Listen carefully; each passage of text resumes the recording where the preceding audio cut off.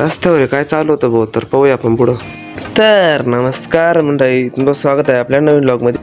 तर सकाळी सकाळी आपण निघलो होतो बाहेर जाण्यासाठी, म्हणून नाही की आपले स्प्लेंडर घेऊन डायरेक्ट आपण 120च्या स्पीडने निघालो होतो. पण रस्त्यात आपल्याला दिसलं सह्याद्री महामार्ग, म्हणलं वरून नाही आपण त्याच्या खालून जाऊ आता. पण पुढं गेलो तर काय पाहू राहिलो, एवढ्या रस्त्यावर दोन मोठ्या गाड्या भैया. विषय एकदम गंभीर झालता, पण आम्ही पण खंबीर होतो आहे का. मग काय अख्खं 50चं पेट्रोल टाकून फेऱ्या मारतो गावाभर असा विषय करून टाकला.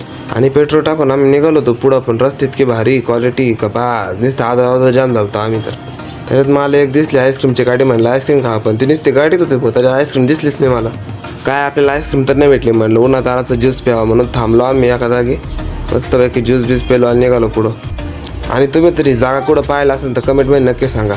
आपण आलो होतो मच्छिंद्रनाथ त्यांचे दर्शन घेण्यासाठी, तर मग ते दर्शन वगैरे केलं आणि आपलं थोड्या वेळाने निघालो घरी निघण्यासाठी. ऊन पण एवढं होतं ना भैया, फुल तापलं होतं डोकं नाही का. पण काय कानामध्ये हेडफोन घालून निघालो होतो घरी.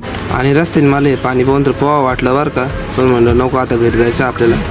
घरी आता आपल्याला दिसलं एक महादेवाचं मंदिर, मग काय म्हणलं दर्शन घ्यावं. आता दर्शन वगैरे घेऊन आपण निघलो होतो घरी.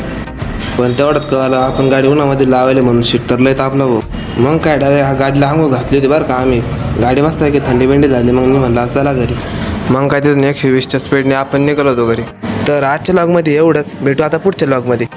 आणि हां, जाता जाता आपल्या इंस्टा आयडीला फॉलो नक्की करा.